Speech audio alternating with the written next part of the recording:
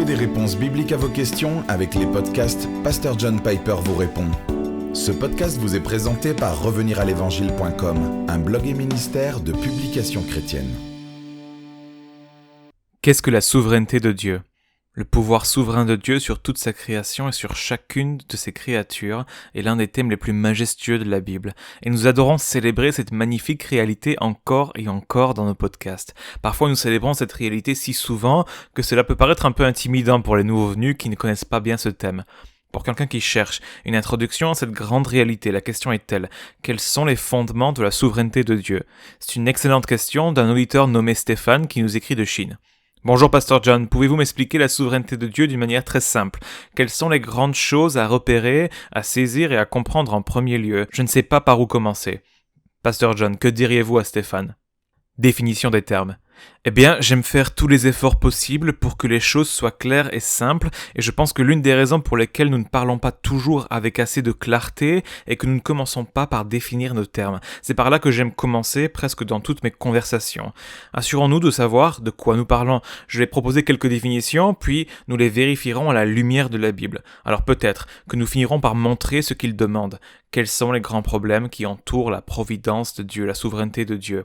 Quand nous disons que Dieu est souverain, nous voulons dire qu'il est puissant et qu'il a une autorité telle qu'il peut outrepasser toute autre puissance et autorité. C'est ça que j'essaie de définir. Rien ne peut arrêter un acte, un événement, un dessein ou un plan que Dieu a l'intention de réaliser. C'est ma définition. La question est, cette définition est-elle biblique ? Parce que ce que je pense n'a pas vraiment d'importance. Mais si c'est le reflet de ce que dit la Bible, c'est très important. Rien ne peut arrêter Dieu. Je soutiens que rien ne peut contrecarrer ou empêcher les desseins de Dieu. Au final, Job dit « Je reconnais que tu peux tout et que rien ne s'oppose à tes pensées » Job 42:2. Je pense que c'est à peu près la meilleure définition de la souveraineté dans la Bible. Daniel 4:35 déclare « Il agit comme il lui plaît avec l'armée des cieux et avec les habitants de la terre, et il n'y a personne qui résiste à sa main et qui lui dise « Que fais-tu » Personne ne peut l'arrêter. Voici la façon positive de dire qu'il accomplira toute sa volonté. Car je suis Dieu et il n'y en a point d'autre. Je suis Dieu et nul n'est semblable à moi. Puis Dieu dit ceci dans le verset suivant concernant sa bonté. Mes arrêts subsisteront et j'exécuterai toute ma volonté. Ésaïe 46, 9-10. Aucun des desseins de Dieu ne peut manquer de s'accomplir. Rien ne l'arrête et il accomplit tout. Ensuite, il y a Éphésiens 1:11, l'une des déclarations les plus limpides dans la Bible sur la souveraineté. Suivant la résolution de celui qui opère toutes choses d'après le conseil de sa volonté. Rien de ce qui arrive ne se fait sans le conseil de la volonté de Dieu. Souveraineté illimitée. Ensuite, vous pouvez mettre à l'épreuve ces déclarations générales sur la souveraineté de Dieu avec beaucoup d'exemples.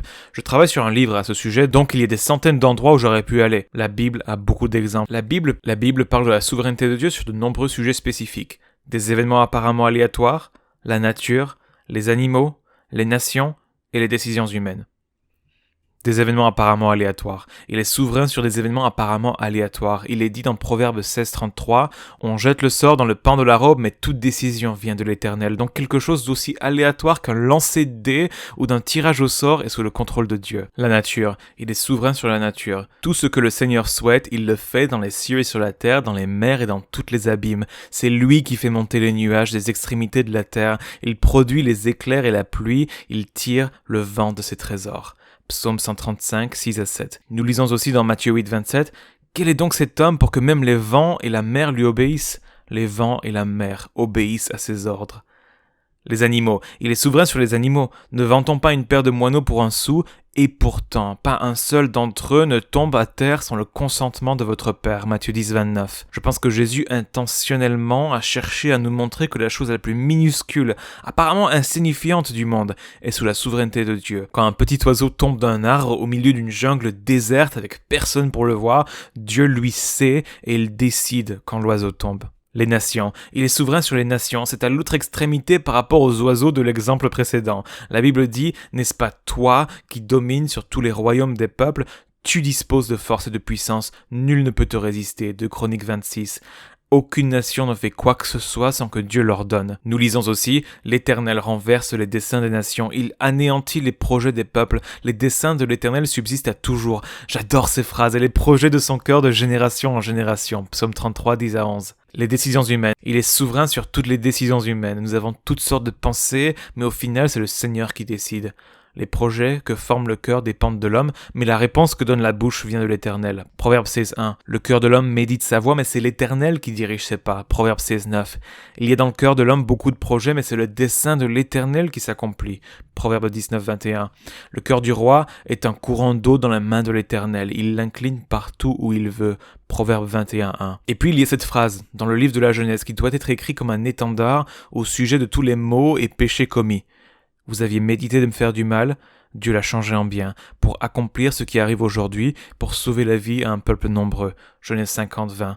Ainsi, une chose qui est mauvaise dans l'intention de quelqu'un est dans l'intention de Dieu changée en bien. Vous pouvez aussi aller lire dans Psaume 115.3, « Notre Dieu est au ciel, il fait tout ce qu'il veut. » Ma réponse est donc oui, il est biblique de dire que Dieu est souverain et signifier par là qu'il a un tel pouvoir et une telle autorité qu'il n'y a rien qui puisse arrêter avec succès un acte ou un but que Dieu veut accomplir. Deux grandes vérités. Maintenant, Stéphane a demandé « Quelles sont les grandes choses à saisir et à comprendre à ce sujet ?» Permettez-moi de mentionner deux grandes choses. Premièrement, la souveraineté de Dieu est gouvernée par sa sagesse. Profondeur de la richesse, de la sagesse et de la science de Dieu, que ses jugements sont insondables et ses voies incompréhensibles. Romains 11.33. Tout ce qui est insondable et impénétrable pour nous est gouverné par la plus profonde sagesse divine. Dieu ne fait jamais rien ou ne permet jamais rien de manière frénétique, c'est-à-dire d'une manière dépourvue de sens ou aléatoire ou sans un but infiniment sage. C'est juste énorme, c'est une chose importante à laquelle nous devons faire face et accepter lorsque nous pensons à la souveraineté de Dieu.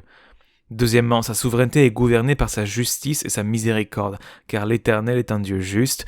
Heureux tous ceux qui espèrent en lui. Ésaïe 30.18. Ou encore, y a-t-il en Dieu de l'injustice? Loin de là. Romains 9.14. Dieu ne fait jamais de tort à qui que ce soit. Tout ce qu'il fait est droit et juste. Cependant, même la justice n'est pas le but final et le plus élevé de la sagesse de Dieu. Le but ultime est qu'il soit glorifié pour sa miséricorde et sa grâce envers les rebelles indignes que nous sommes. Il a souverainement planifié et accompli le salut des pécheurs par la mort de son Fils. Pour cette raison, nous obtenons une citation comme celle-ci de Romains 15.9 afin que les païens glorifient Dieu à cause de sa miséricorde. Voilà, je pense, les grandes choses à saisir au sujet de la souveraineté de Dieu. Premièrement, c'est un pouvoir et une autorité imparables sur toute chose, y compris la volonté humaine. Et deuxièmement, tout est en accord avec la sagesse infinie, la justice infinie et la miséricorde infinie manifestée en Jésus-Christ. Nous espérons que ce podcast vous a encouragé. Retrouvez davantage de ressources sur notre site www.reveniralévangile.com.